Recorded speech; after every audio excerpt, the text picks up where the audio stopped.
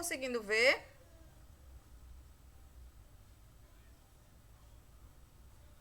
Ótimo. Sim, tia, tá ok.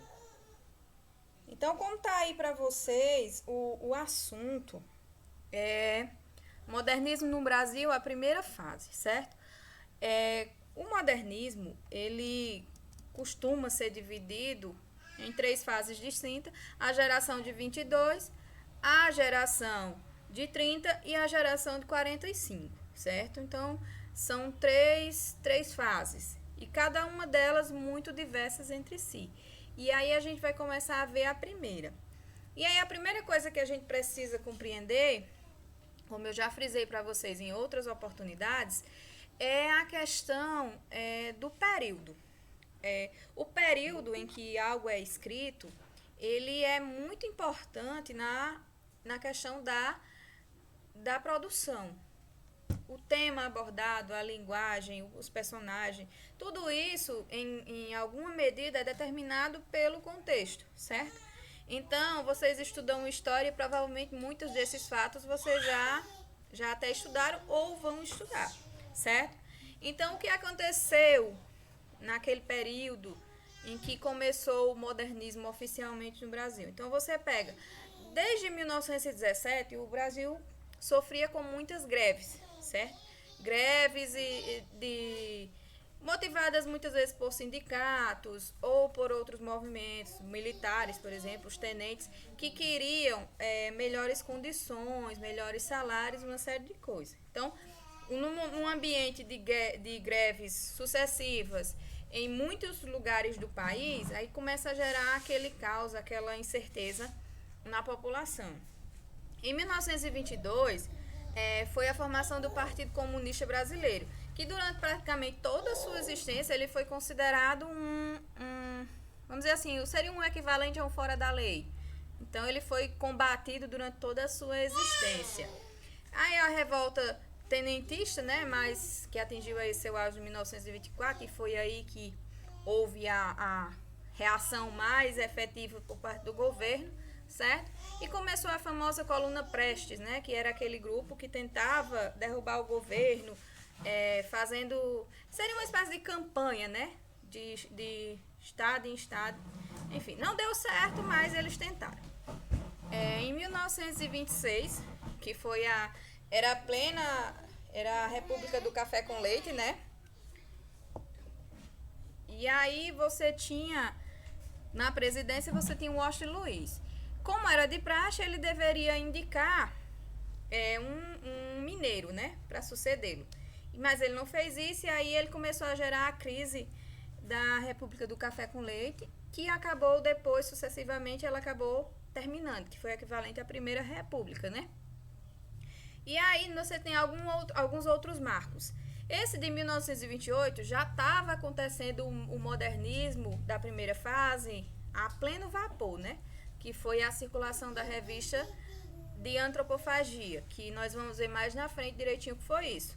Em 1929, houve a quebra da Bolsa de Nova York, né? Que fez com que aqui no Brasil a economia era baseada basicamente em café, e café de exportação. E aí, como a bolsa quebrou, o valor do café despencou, então isso gerou uma crise interna muito grande no país, certo? E aí você tem finalmente em 1930, que foi quando começou a segunda geração do modernismo, você tem o fim da República Velha e o início da Era Vargas, que houve aí uma série de transformações no país, como vocês já devem ter estudado provavelmente na disciplina de História. Continuando. Para que o modernismo acontecesse, foi preciso, assim, vamos dizer, o estopim, que foi aquele marco que realmente deu início oficialmente. E isso no modernismo foi a Semana de Arte Moderna de 1922. Então, foi uma semana que foi apresentado as novas tendências da arte moderna, certo?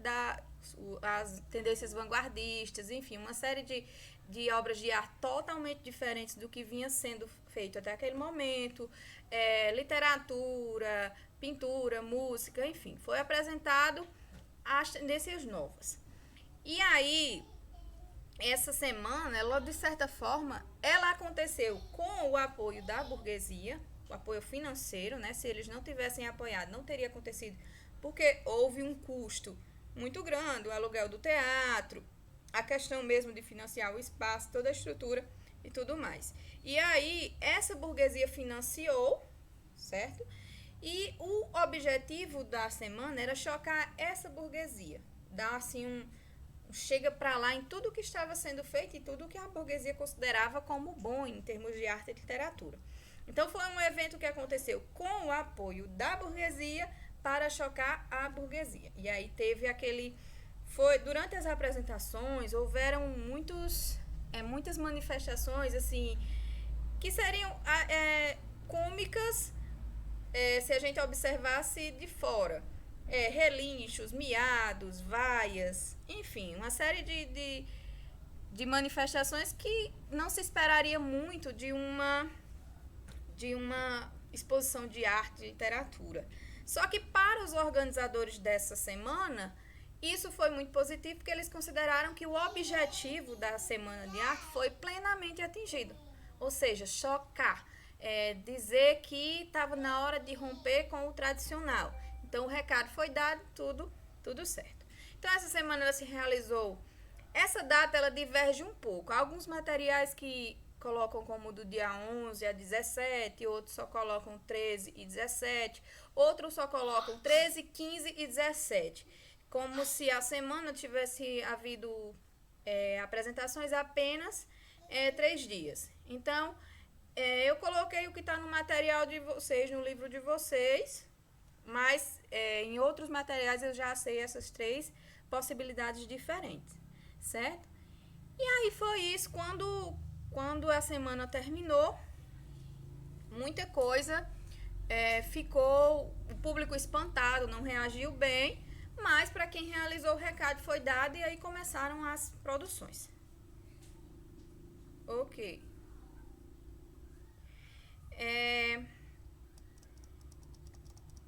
Aqui só uma observação. Quando você está estudando modernismo, é muito comum você ver a expressão grupo dos 5, certo?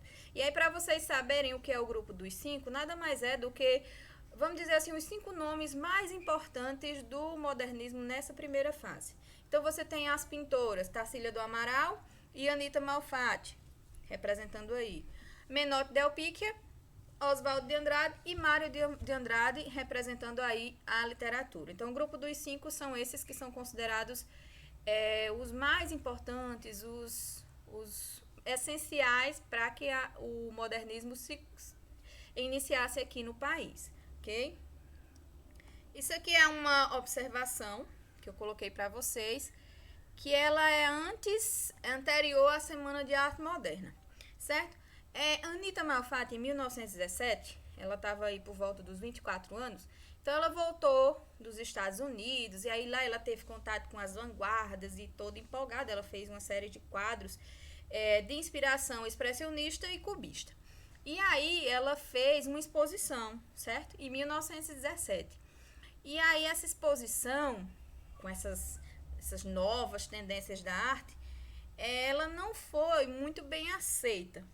E aí teve o Monteiro Lobato, ele fez uma crítica muito pesada à exposição da Anita. O fato curioso é que o Monteiro Lobato não foi à exposição. Ele fez uma crítica baseada no que a gente diria no bom e velho cearense, fuxico, certo?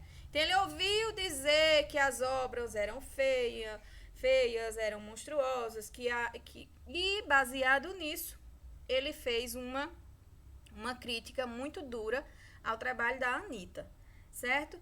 Então, assim, quem tá dizendo isso não sou eu. Os grandes estudiosos que trabalham com o estudo da Semana de Arte Moderna, tem um livro até que é chamado 1922, a Semana que não terminou, em que o pesquisador afirma que o Monteiro Lobato não foi à apresentação, ele não estava na exposição. Ele, baseado nos fuxicos, no que o povo dizia da apresentação, ele fez, então, uma crítica à obra. É mais ou menos isso, Samuel. E aí, pessoal, esse trechozinho eu coloquei aí como ilustração. Vocês podem, eu vou disponibilizar esse material depois em PDF. Vocês podem dar uma olhadinha no, no trechozinho aí, certo? Só que aí o Monteiro pretendia o quê? Ele pretendia esculhambar, né, a produção da Anitta para que ela não tivesse adeptos, ela não vendesse, né, suas telas, enfim, condenar para que ela deixasse de existir. Só que, ironicamente, o que aconteceu foi bem o contrário. O Monteiro Lobato, o que ele fez, na verdade, com essa crítica foi incentivar uma série de jovens que já tinham essas tendências modernistas, já tinham esse espírito de inovação, fez com que eles tentassem, eles se unissem e ficassem com mais vontade ainda de colocar essas ideias em práticas. E isso tudo culminou na realização da Semana de Arte Moderna de 22 e daí em diante a realização do modernismo no Brasil, certo? A consolidação do início do movimento. Então, o efeito que ele queria não foi alcançado. Menos mal, né? Porque tem muita produção boa do período do modernismo. Dando continuidade aqui, aqui nós temos aquela divisão que eu falei para vocês lá no início, que eu só dei uma breve introdução. Então, o modernismo, ele costuma ser inaugurado oficialmente, vamos dizer assim, ele costuma ser definido como um movimento que começou a partir da Semana de Arte Moderna de 1922, certo? E como eu já adiantei, ele é dividido em 3 fases. A primeira fase, que é a fase chamada heróica, que foi de 1922 a 1930, que era aquela fase mais, vamos dizer assim, mais brusca, era mais agitada, era a fase mais questionadora. E assim, de certa forma, se você pegar um pouco as vanguardas, era aquela mais radical também, certo? Então, a segunda fase, em 1930 a 1945, ela se realizou ali em boa parte no período da Era Vargas, que foi uma ditadurazinha, né, básica. E aí os temas, eles não passaram a ser tão, vamos dizer assim, como é que eu posso dizer da primeira fase? Tão afrontosos. Eles passaram a trabalhar mais com regionalismo, e aí você tem os grandes romances regionalistas, o 15, por exemplo. E aí você tem esse trabalho da segunda fase. Na terceira fase, que é a geração de 45 até 1960, alguns estudiosos classificam como a terceira fase, outros apenas já dizem que já entra ali no pós-modernismo. Então, tem essa divergênciazinha aí. E aí são escritores que trabalham sobre tudo. Então, aí entrariam nessa fase Clarice, o João Cabral do Melo Neto, certo? Então, tudo isso a gente vai se aprofundar um pouco mais quando a gente estiver estudando cada fase. Hoje a gente vai se dedicar exclusivamente à primeira. Então, você pense aí. Todo movimento literário, ele tem que ter um projeto, certo? Ele tem que ter um objetivo. E aí, o objetivo da primeira fase, basicamente, a gente pode resumir em 3 objetivos. O primeiro, buscar a identidade nacional. E aí, a identidade nacional, a gente não é uma coisa nova. Muitos movimentos já tentaram buscar essa identidade nacional, só que o modernista, ele se voltou realmente para a questão do que é o autêntico brasileiro, o que é a autêntica cultura nacional. E na primeira fase, isso se manifestou de forma até radical, porque eles tendiam a rejeitar absolutamente tudo o que fosse de fora, tudo o que fosse europeu. Inclusive, essa orientação ela é dada em muitos dos manifestos do modernismo, certo? E aí, outra coisa que era um objetivo deles, o abandono das perspectivas passadistas, ou seja, abandonar todas as ideias do passado, as imitações de clássicos, tudo aquilo que a gente já viu na literatura, e eles propunham também a liberdade formal. Você ser livre para criar o seu texto como quiser, sem seguir um modelo. Isso tanto na poesia quanto na prosa, ok? E outra coisa que era para eles, até o Mário de Andrade, ele dizia que no Brasil tinha duas línguas, a língua falada e a língua escrita. Então, os brasileiros falavam de um jeito, mas escreviam de outro. Que isso era até uma das críticas que ele fazia. Então, eles buscavam a aproximação entre a fala e escrita na linguagem. Então, o uso de muitas palavras que a gente usa no nosso dia a dia, comendo as vogais, trocando algumas vogais por outras consoantes que na forma da gramática são consideradas erradas, o modernista trazia para dentro do texto justamente para identificar a escrita com a fala nacional, certo? E aqui você tem os famosos manifestos. Basicamente, toda a produção do modernismo, ela se deu na forma de publicação de manifestos e revistas. E aí, desses manifestos, 3 manifestos foram muito importantes. O primeiro, que foi o Manifesto do Pau-Brasil, que foi escrito, lançado pelo Oswaldo de Andrade em 1924. E aí ele tentava falar da questão da conciliação, que a escrita deveria aliar a nossa cultura, a cultura nativa, a cultura indígena, aquilo que a gente recebeu, ao autêntico do brasileiro e a cultura intelectual, aquilo que era produzido nas academias. E outra coisa, usar a língua brasileira sem preconceitos, sem dizer, olha, essa variedade aqui, essa variação, ela deve ser usada porque ela é de maior prestígio, essa deve ser desusada porque ela é mais vulgar. Enfim, ele defendia que isso não acontecesse. E também tentava buscar o resgate das nossas manifestações culturais. O folclore, a cultura indígena, o falar brasileiro autêntico. Então, essas propostas, elas eram trazidas para dentro dos textos, como um manifesto é tipo um manual, uma orientação de como você deve agir, do que você deve fazer. Em reação ao movimento do Pau-Brasil, né, aconteceu o Manifesto do Verde e Amarelo, ou Verde e Amarelismo, que posteriormente ele se transformou no Grupo ANTA, que em muitos manuais aparece assim, Grupo ANTA, que basicamente esse Grupo ANTA, ele surgiu em 1927, mas o Manifesto Verde e Amarelo mesmo, ele foi publicado em 1929. E aí qual foi o problema desse manifesto? Ele foi uma reação ao primeiro e ele criticava muito a questão que ele defendia principalmente no primeiro manifesto, o Oswaldo, de usar a nossa língua sem preconceito, a nossa cultura sem preconceito. E esse segundo manifesto criticava isso, esse primitivismo na visão deles, que era muito prejudicial, e segundo eles, que esse grupo aqui era muito radical, essas coisas eram herança francesa. Então, por ser de fora, não deveria ser usado de forma alguma. Não tinha aquela ideia, vamos filtrar o que é bom de fora e vamos utilizar e descartar o que não presta. Não, não era para usar nada de fora.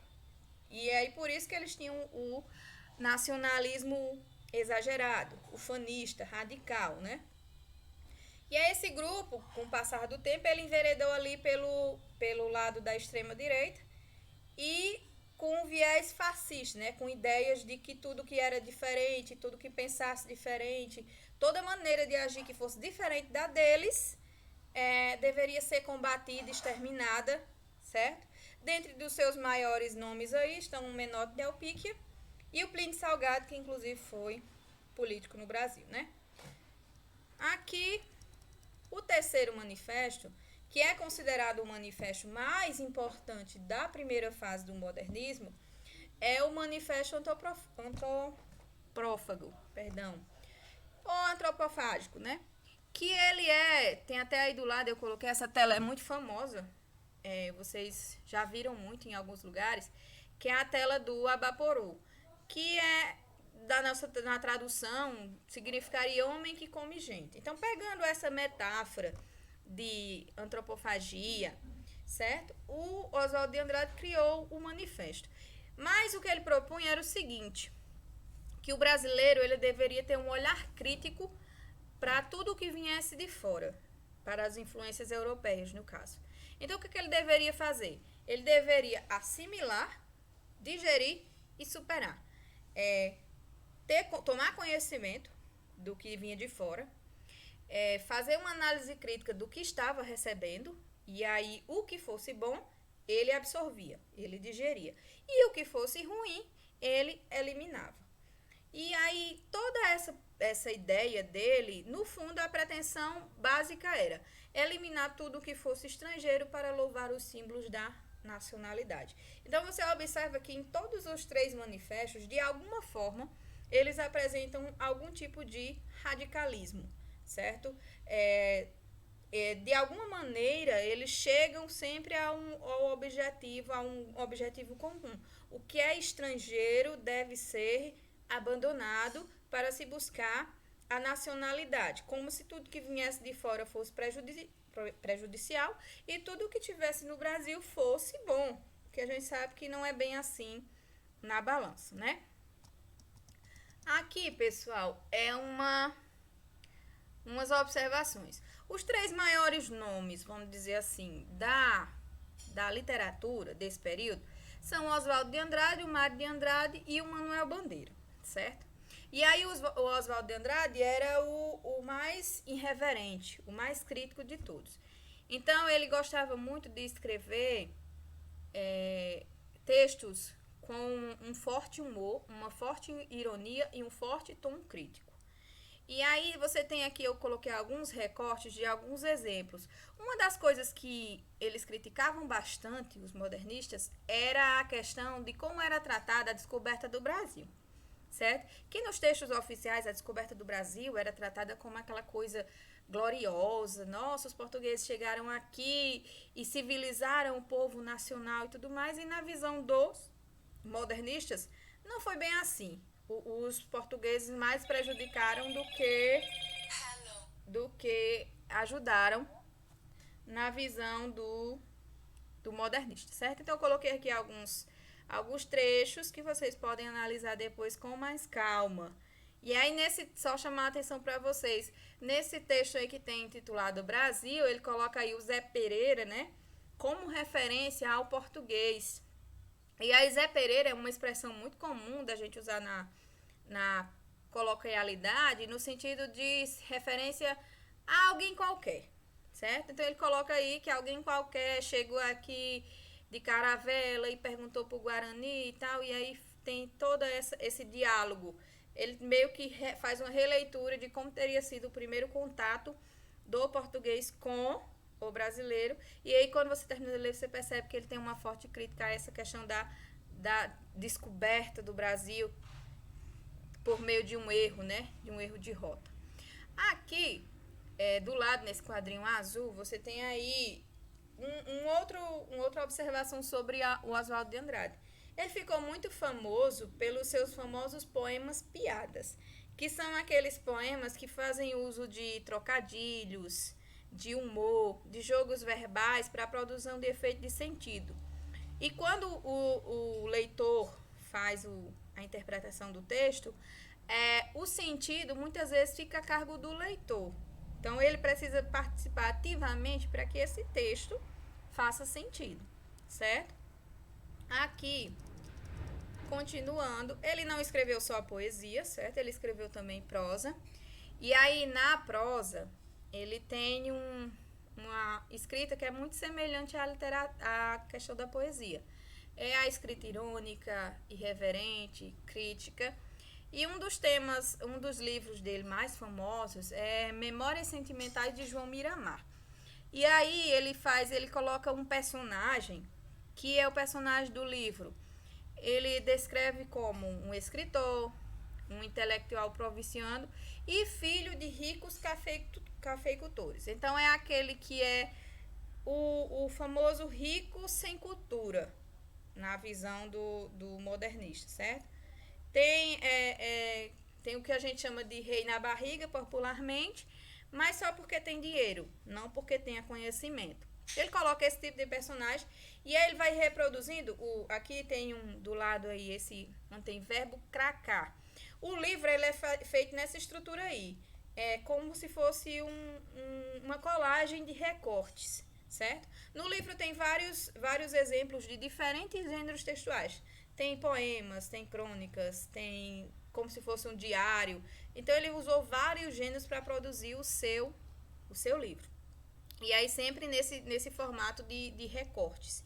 E aí você pega o personagem e esse livro ele vai pegando algumas partes, ele vai pegando acontecimentos da história brasileira e vai pegando e colocando isso dentro do texto como uma forma de criticar ou de refletir sobre aquela situação. E aí esse recorte, ele faz referência à quebra da Bolsa de Nova York e ele chama a atenção para o efeito. Quando você lê, você percebe que ele dá muita ênfase ao efeito que essa quebra teve no cenário nacional. Então, eu empobreço de repente, tu enriqueces por minha conta. Então, aí você tem, ele chama a atenção que todo mundo, no bom e velho popular, se lascou nessa história, né? Todo mundo se deu mal quando a Bolsa de Nova York quebrou. Então, ele tem aí, é bem interessante, é de fácil leitura, porque os textos são pequenos, então você vai e não tem nenhuma palavra assim que você não consiga entender, então é muito bom. No mesmo molde aí, ele faz o outro romance dele também muito conhecido, o Serafim Ponte Grande, só que aí ele radicaliza mais ainda a questão da construção do personagem, a questão da contação da história mesmo, porque não tem uma certa lógica. O personagem ele aparece, aí pouco depois ele desaparece da história sem mais nem porquê, sem ter um motivo. Você fica aquela coisa solta pelo meio do caminho sempre. A narração ela fica lá, uma hora tá na primeira pessoa, outra hora tá na terceira pessoa, e eles ficam flutuando nessas características que para aquele momento eram muito inovadoras, certo? Aqui eu vou deixar o Mário de Andrade por último, porque é justamente no Mário de Andrade que entra o Macunaíma e a gente vai para cá, para o Manuel Bandeira, certo? O Manuel Bandeira, para que você entenda um pouco a produção dele, é preciso você compreender alguns fatos. Primeiro, o Manuel Bandeira, ele muito jovem, caso de 20 e poucos anos, ele foi diagnosticado com tuberculose. E como vocês sabem, receber um diagnóstico de tuberculose era praticamente uma sentença de morte. Então, o Manuel Bandeira se refugiou na literatura como uma forma de fugir um pouco dessa angústia, dessa situação que ele estava vivendo. E aí você pega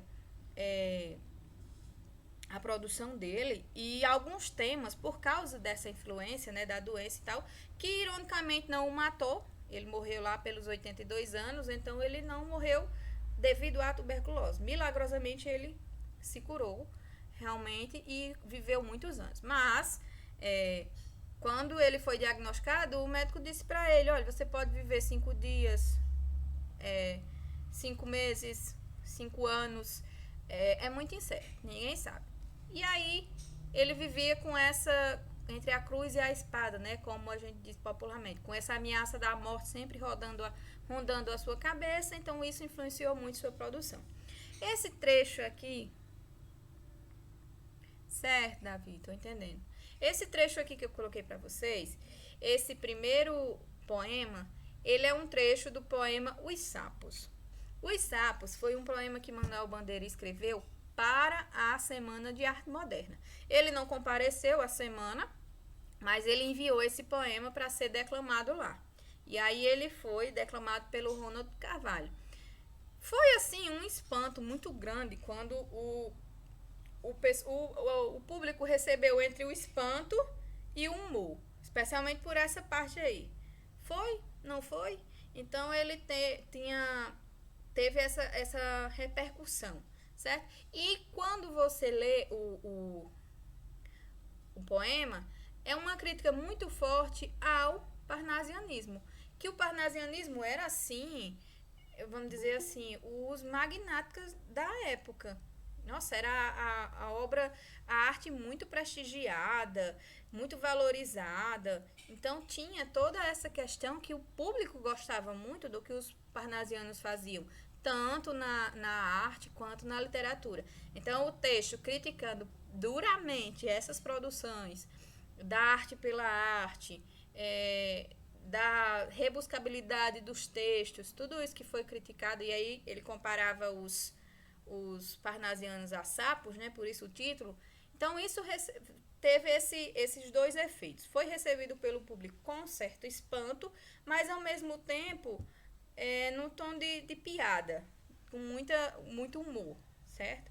Então vale a pena a leitura, é muito interessante, que só tem a reprodução de um trecho porque ele é imenso, que vocês também podem dar uma lida com mais calma depois. Aqui, pessoal, foi o fato que eu já havia mencionado para vocês, eu coloquei aqui só para vocês, para frisar. Então, o Manuel Bandeira tinha duas coisas que eram muito recorrentes na poesia dele. A questão do tratamento da infância, né, que é uma coisa muito comum, a gente já viu em outros movimentos, quando o poeta está nessa situação da iminência da morte, ele corre para dois lados, certo? Ou a questão da fuga para o passado, ou a questão de valorizar a morte. Então, o Manuel Bandeira, ele tinha isso nos seus trechos. Então, textos que falam da infância, saudade da infância, mas, ao mesmo tempo, ele recorre a essa questão da infância, só que ele faz uma reflexão sobre a vida, o momento. Então, ele era mestre em fazer isso. Pegar coisas que aparentemente são banais, que aparentemente você não daria a menor importância no seu cotidiano, no seu dia a dia, e ele pega isso e transforma isso numa coisa poética, numa coisa lírica, numa reflexão profunda sobre a vida. E aí sempre, os poemas dele quase sempre tinham um fundo muito de valorização da vida, que a vida é breve, mas deve ser valorizada. Tinha muito isso na produção dele.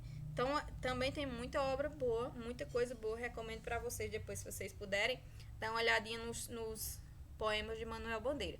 Aqui tem outro que vocês podem ver que a temática é justamente essa que eu falei da infância, que vocês podem dar uma analisada, ler com calma, quando vocês estiverem com o material em mãos.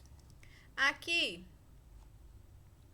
até pela questão da ameaça de morrer logo, a morte era um tema recorrente nas obras dele.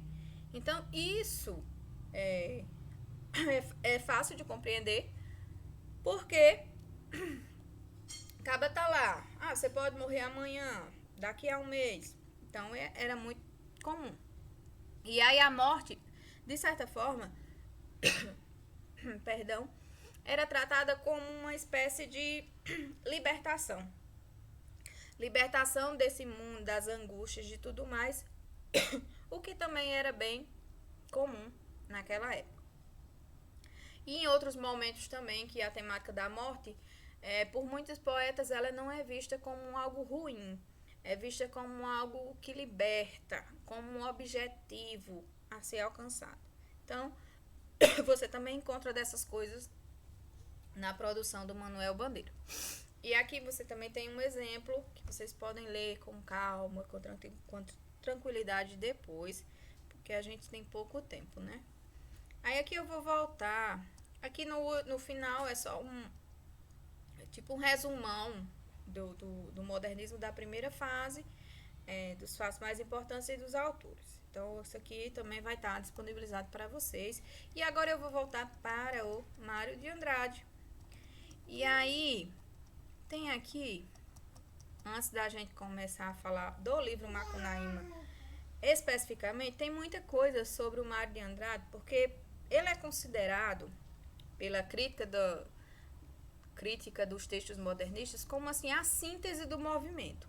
Ele é considerado o autor que melhor reúne todos os objetivos, características do período do modernismo. E assim como o Oswaldo de Andrade, ele também compartilhava da ideia que a colonização ela não foi boa para o Brasil. E aí um exemplo disso é esse poemazinho bem curtinho aí, Erro de Português, que aí ele descreve uma situação, né?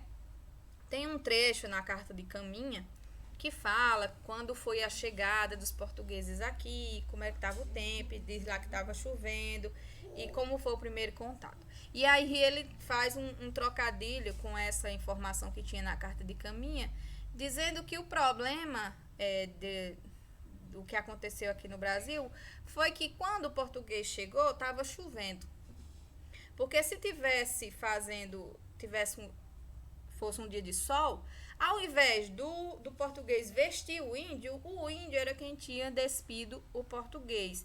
Então, basicamente, se a gente for associar a questão da cultura nacional que ele defendia muito, é como se ele dissesse que o o português era que teria absorvido a cultura indígena e não o inverso, que era isso que eles acho que acreditavam que deveria ter sido feito.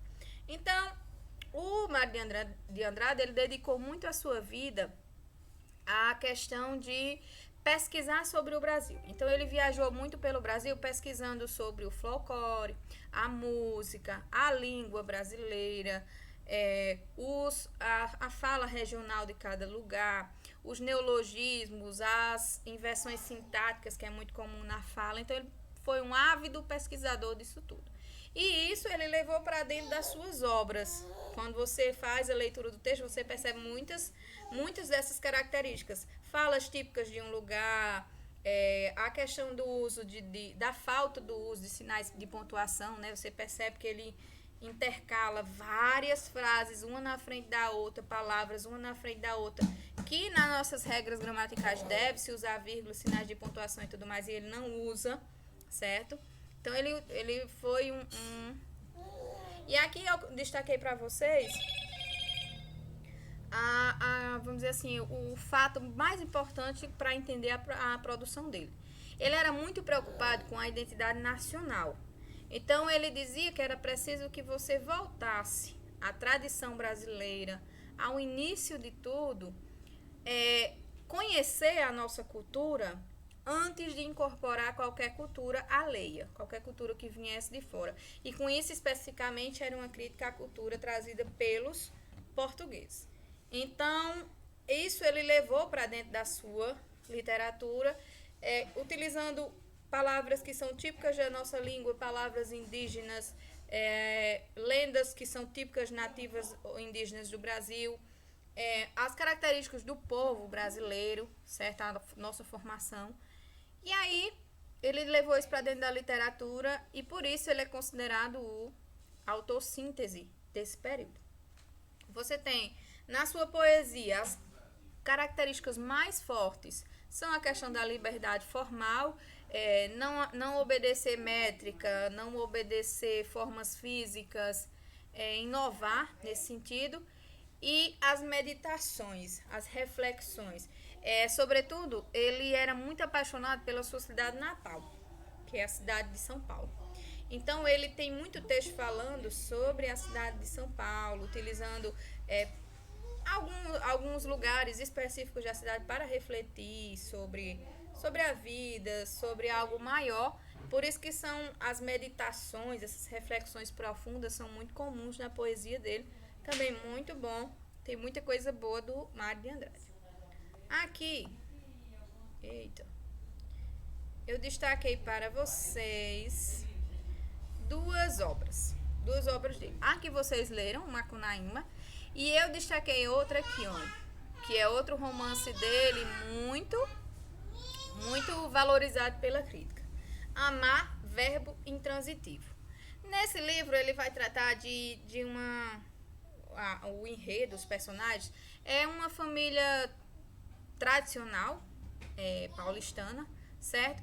De novos ricos, aqueles que ficaram ricos graças ao pai, que é um grande produtor rural, nesse sentido. Então, eles não nasceram em berço de ouro, como a gente diz. Eles se tornaram ricos a partir de algumas circunstâncias. Então, ele é muito interessante. E aí, a história do livro, basicamente, o enredo é que o pai contrata uma professora para dar aulas aos filhos em casa. Só que, na verdade, ela não era bem uma professora. Ela seria uma espécie de é, acompanhante de luxo para a nossa linguagem atual. Então, o que ela deveria fazer?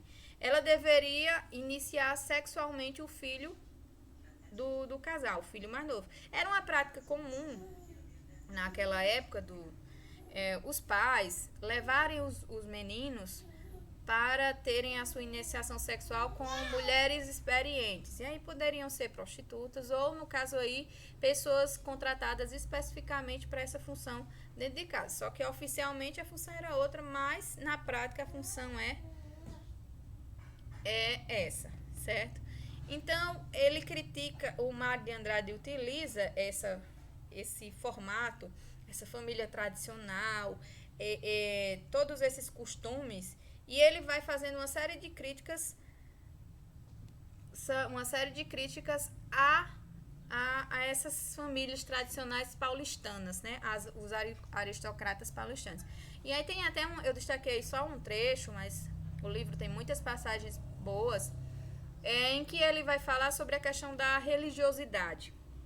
Como a religiosidade era uma prática hipócrita dentro das famílias tradicionais, dentro das famílias burguesas.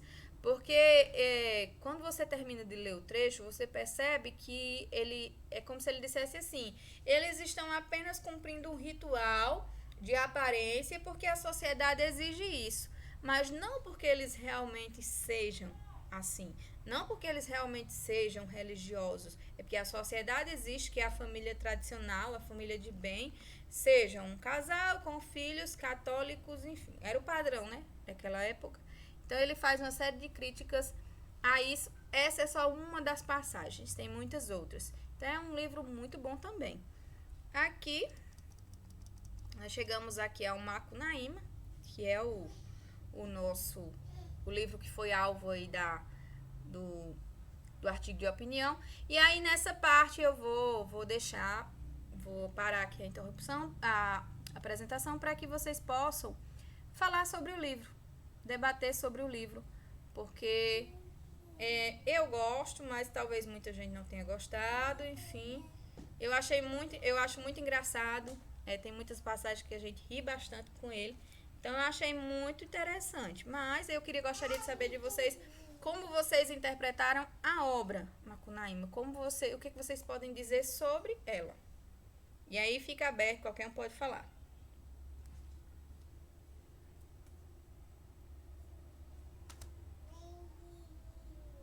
Vamos lá, meu povo? Tia, Oi? tia, eu não vou mentir não, ó. Eu nunca dormi lendo um livro na minha vida até eu ler esse livro que a senhora passou. Dormi 2 vezes quando estava lendo. Mas assim, isso foi no começo, né? Porque no começo eu tinha ouvido falar de Macunaíma e tal, mas eu nunca tinha procurado ler e nem tinha procurado saber a história. Aí como a senhora passou pro trabalho, eu falei, não vou ler sinopse nem nada, só vou começar o livro de uma vez. Quero que me surpreenda. Aí no começo eu fiquei assim, decepcionada também, porque eu não estava entendendo nada, o livro parecia que não fazia sentido e que não fazia sentido nenhum, tipo, não era um. E o livro não faz sentido porque ele não se preocupa com a realidade, né? Macunaíma faz o que ele quer.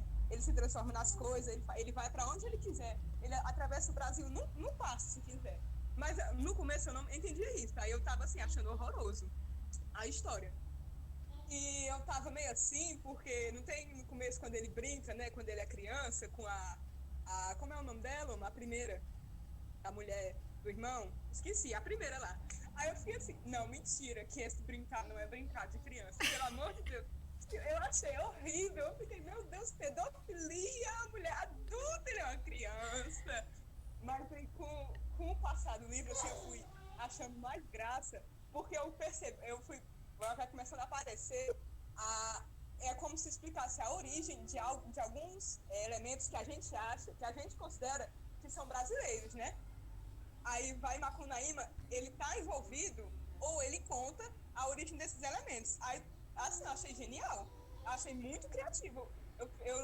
Quando eu tava tava só no começo e li as resenhas, o povo dizendo, livro maravilhoso, criativo. Eu disse, criativo, o que tem de criativo aqui? Mas aí, com o passar do tempo, eu fui vendo a criatividade, porque ele foi muito criativo.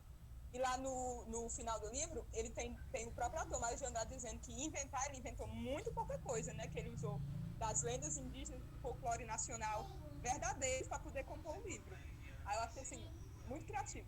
Mas tem umas passagens bem questionáveis, tipo a do estupro, tipo a dele transando enquanto ele ainda é criança. Aí você pode pensar, mas esse livro tem umas coisas assim. Mas, assim, no conjunto geral, depois que eu terminei, eu gostei. Sabrina, eu compartilho da mesma opinião que você. Nas primeiras páginas, quando a gente vai ler, eu já havia lido, né, no meu tempo de estudante do ensino médio, por obrigação, né, porque estava na prova. Então, quando você lê uma coisa por obrigação, costuma ser mais difícil. Eu acho que é por isso que vocês algumas vezes resistem até a gostar ou a entender algumas obras, porque a gente pede para que vocês façam isso para determinada coisa, né? Para um trabalho. Não é simplesmente o livro estava ali na estante, você passou e pegou e leu. Que aí tem um outro sentido. Lembrava de algumas passagens, mas aí quando eu reli, aí a nossa leitura, quando a gente já tá mais, já tem uma maturidade maior, ela é um pouco diferente, porque a gente lê justamente procurando, embora o livro tenha uma certa desconexão com a realidade, né? Você fica procurando, mas de onde veio isso? Aí você, se você já leu alguma coisa do folclore brasileiro, das lendas brasileiras, você vê que todas as lendas brasileiras, o surgimento do Guaraná, da mandioca, Iara, Caipora, Boitatá, enfim, todas aquelas lendas do folclore nacional, elas estão contidas ali, só que elas foram incorporadas à história como se fosse aventuras do herói Macunaíma, tipo ele combatendo esses monstros, enfim. Então, quando você as primeiras páginas que você lê, realmente dá esse primeiro impacto, esse som. Então eu comecei a ler, aí comecei a ler ele umas 4, 5 páginas, aí passei uns 4 dias sem pegar nele. Aí comecei a ler de novo, né? Fui retomar. E aí, mas quando chegou assim do meio pra frente, tipo, eu li 100 páginas em um dia. Então, a gente percebe que depois a história vai pegando você. E tem hora que você fica com muita raiva, dá vontade de você bater no personagem de tão sem vergonha que ele é. Então, quando você pega essas referências, é quando você falou aí no brincar, né?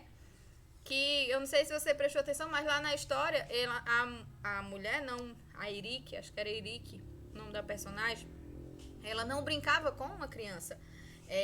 O livro tem esses elementos fantásticos. Então, quando o Macunaíma saía com ela, em determinado ponto da mata, ele se transformava num homem, um jovem homem forte e tal. Então, não era muito essa questão da pedofilia, né? Que ele não era mais uma criança naquela história. Então, tem esses elementos fantásticos, de repente você pensa que é uma coisa e aparece outra. E aí, para o leitor mais desavisado ou com a mente menos poluída, né? Esse brincar pode parecer que era uma coisa inofensiva, mas na verdade tinha uma outra conotação, que era a questão sexual, né? Ele não, em nenhum momento do livro ele utiliza nada referente a relações sexuais. Ele sempre utiliza esses termos, né? De brincar, e aí fica essas interpretações para vocês. Então eu achei a história muito legal, mas por esses detalhes, depois a história te envolve e você acaba indo.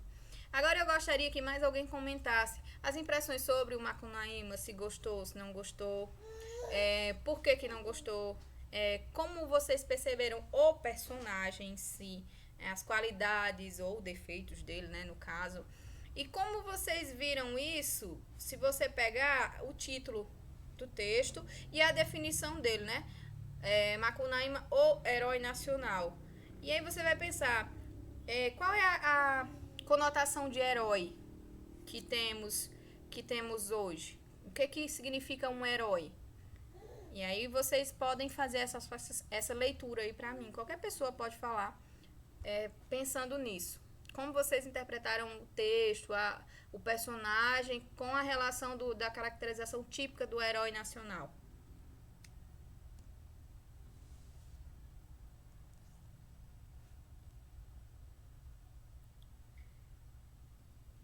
Vamos, meu povo.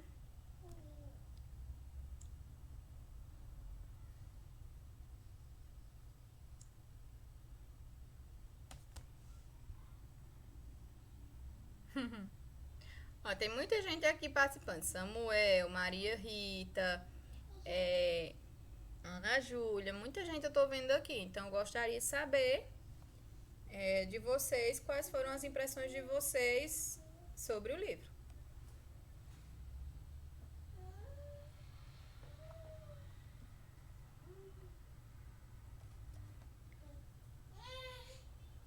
Bom, vamos nós, né? Assim, tia, de início, a impressão acho que do livro, acho que ela é geral, né? Mas depois que você pega o gancho da leitura, aí você vai tomando gosto pelo livro, como a senhora disse. E com respeito a Macunaíma, se a gente observar bem, ele é um perfeito retrato da sociedade brasileira do século XX. Uma sociedade em que os jovens, principalmente os homens, eram sim sexualizados desde a infância, né, para dar aquele exemplo de varão da família, né, e tudo mais. E uma parte que eu achei muito interessante é aquela parte da fonte, né, porque a gente pode interpretar aquela parte da fonte de duas formas. Por conta que, assim, eles saíram de três etnias diferentes, né, que é a branca, a negra e a índia. E aí a gente pode entender como as três etnias sobre as quais o Brasil foi fundado e colonizado. Mas a gente pode olhar também com o olhar do racismo, com o olhar do preconceito, né, porque ele entra negro e sai branco. Né? Então, assim, a gente pode olhar uma sociedade no século XX, pós-abolicionista, em que a escravatura ainda era muito recente, cravada no Brasil. Então a gente pode entender isso, porque a partir do momento que ele sai da mata, que ele vai para a cidade de São Paulo, ele precisa chegar lá branco. Né? Então a gente pode interpretar também a crítica que ele faz ao racismo nessa parte. É. E assim, com questão a ele próprio, né, a gente vê que, assim, pelo título, a gente pensa que ele é um mau caráter. Mas Mário de Andrade não diz que ele é um mau caráter, ele diz que ele não tem caráter nenhum. Né? Então, assim, ele é uma mistura de tudo que tem de ruim, alguns aspectos bons, né, da cultura brasileira. A parte boa é da cultura, que ele ressalta como é rico, como o Brasil é um país rico, mas que não sabe aproveitar a riqueza. E também uma mistura das características ruins em todas as culturas.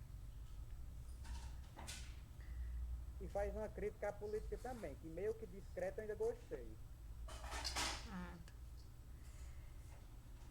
Raíssa, é isso, exatamente isso. Eu sei que às vezes vocês têm raiva quando a gente indica algum livro para vocês lerem, mas é nossa função, né? Nossa função que a gente que trabalha com a língua nativa é indicar para vocês as nossas obras nacionais, muitas das quais, se não fosse as indicações de professores e da escola, uma matriz curricular, a maioria nem teria contato.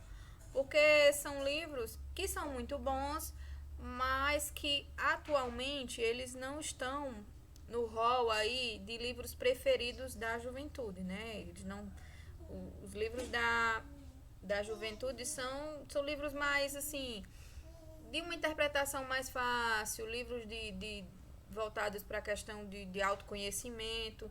Então não é bem o foco desses livros, mas é bem interessante, Samuel, essa crítica que você notou. Realmente tem essa questão do preconceito com a cor do Macunaíma, mas você também percebe na passagem do livro, se você pegar a trajetória do Mário de Andrade, ele se dedicou a estudar a nossa cultura e a formação do nosso povo. Então, como é que o povo brasileiro foi formado? Pelo europeu, pelo índio e pelo negro.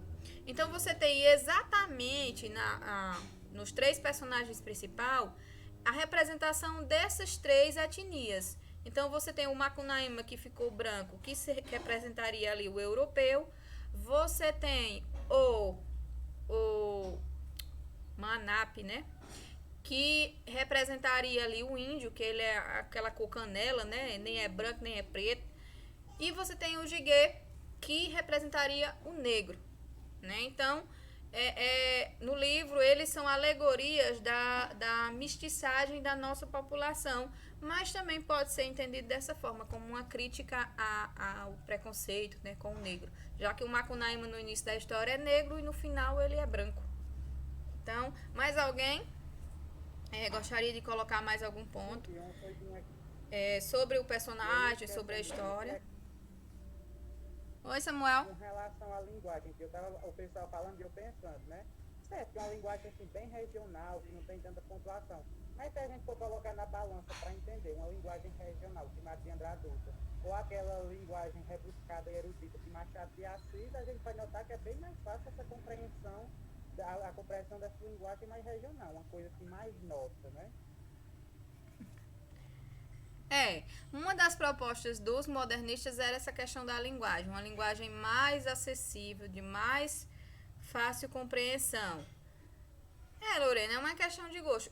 Cada um tem o seu peso e o seu valor dentro da literatura. O Machado de Assis é um ícone aí, tem muitas obras magníficas, sem dúvida. Mas o Mário de Andrade também tem. Cada uma tem o seu valor e cada uma tinha um propósito diferente. Então, os autores tinham propósitos diferentes, então a escrita era diferente também. Então, cada uma ela pode ser valorizada de uma maneira, a sua maneira, né? E cada uma tem sua importância dentro da nossa literatura. E aí, outra coisa que eu gostaria que alguém mais falasse, e sobre o personagem em si? O que faria dele um herói?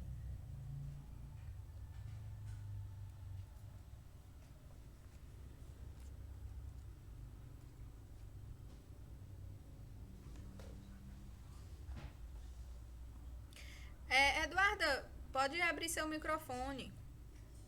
Eduarda, abre seu microfone e dê aí sua opinião, né? Porque fica melhor.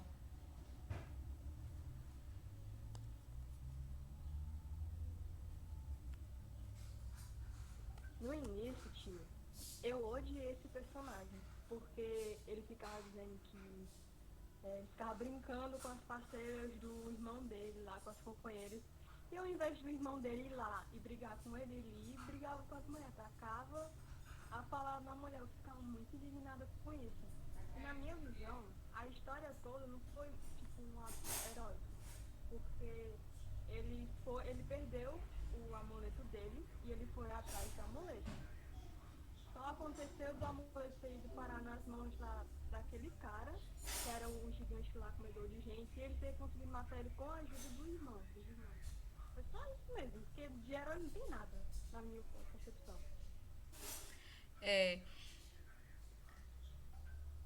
Eduardo, tem esse... Certeza. Ele o que faria dele um herói, se você pegar a palavra herói, seria a questão dele, no final ele sempre vence, né? Ele sempre consegue vencer lá o grande mal, que eram colocados na história como os monstros, os desafios que ele enfrentou. Mas se você pegar a história em si, e aí volta lá naquela fala de Samuel, né? Que ele não tinha caráter nenhum, que o título da obra, ela pode ser, essa atribuição de Macunaíma como herói, ela pode ser compreendida por essas duas maneiras. Na visão do Mário de Andrade, a população nacional, ela era muito diversa. Então, por ela ser muito diversa, não tinha como ter um caráter único. Por isso, a conotação sem nenhum caráter pode ser entendida dessa forma. Como o Macunaíma representava o brasileiro, ele poderia ser entendido como alguém que era multifacetado. Então, não poderia ter uma atribuição única. E, por outro lado, se você pegar algumas atitudes do personagem, pode ser dada como essa questão do mau caratismo mesmo. Mais alguém, pessoal? Dinha, por favor, trazer um pouquinho d'água, minha garganta tá seca. Mais alguém gostaria de colocar aí sua opinião sobre a história Débora, você ainda está presente? Sim, Tayane, estou. Pronto, você já leu essa obra? Já há muitos anos. Já há Você muitos tem algo a anos. nos dizer sobre ela? Acho que eu estava no médio quando eu li. Sim, os meninos colocaram aí de forma muito bem, né? Na verdade, é um retrato, né, do Brasil e vai desde essa questão da miscigenação, né? De herói ele não tem nada, ele tá mais para um anti-herói, né? A gente vê que ele é preguiçoso, ele mente, Deixa aqui, né? sempre aquela história do jeitinho, dá um jeitinho, quer dizer, tem muita relação, né, com aquela que ficou como estereótipo, né, do brasileiro mesmo, né? É uma rapsódia, né? E como vocês já disseram aí, Mário de Andrade, ele se dedicou, né, à cultura da região norte, ele passou uma temporada lá, ele aprendeu o Guarani, ele fez todo um estudo da cultura indígena, né? E aí saiu essa obra que é uma riqueza, a gente sabe que a literatura ela é muito ampla, né? A literatura é um laboratório, né? Através da literatura explora sociologia, história, psicologia, filosofia, né? E assim, é uma obra mais Andrade, né? Deixou outras obras também, poemas, né? Romances. E em relação a essa obra, é para a gente fazer essa crítica mesmo, né? É para a gente se fundamentar, né? E fazer essa crítica aí. Os meninos estão de parabéns. Daiane, a professora, como sempre, de parabéns, né? Pela excelente aula, pela excelente explanação aí. Parabéns, pessoal. Agradeço em nome dos alunos e no meu também. É sempre muito bom ter alguém presente, alguém de fora, para dar uma opinião, um outro ponto de vista. Então, eu acho isso muito, muito produtivo. E aí, eu gostaria de agradecer a contribuição de todos. Eu acho que todas as interpretações, a literatura, ela tem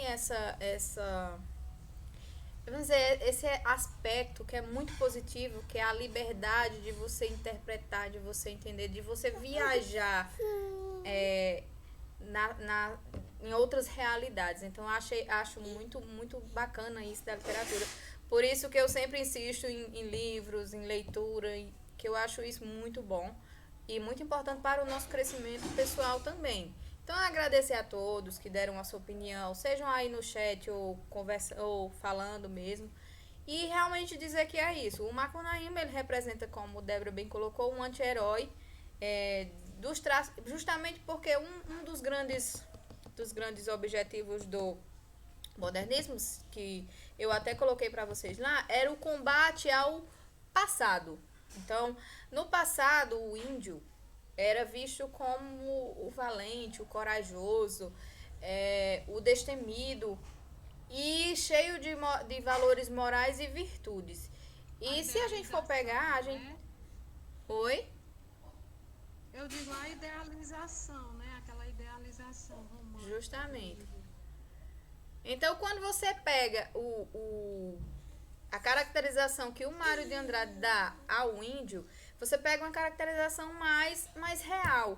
O índio, ele, embora tenha suas virtudes, ele nada mais é do que um ser humano como outro qualquer. Então, esse índio perfeito, europeizado, né, com características e feições que são mais para europeu do que para índio, como era em outras escolas literárias, ela é combatida pelos modernistas, porque eles buscavam justamente essa questão da quem somos nós, os brasileiros de verdade. Então, a gente não tem aquelas características europeias. As mulheres não são loiras de olhos azuis, não faz parte das características tradicionais do brasileiro.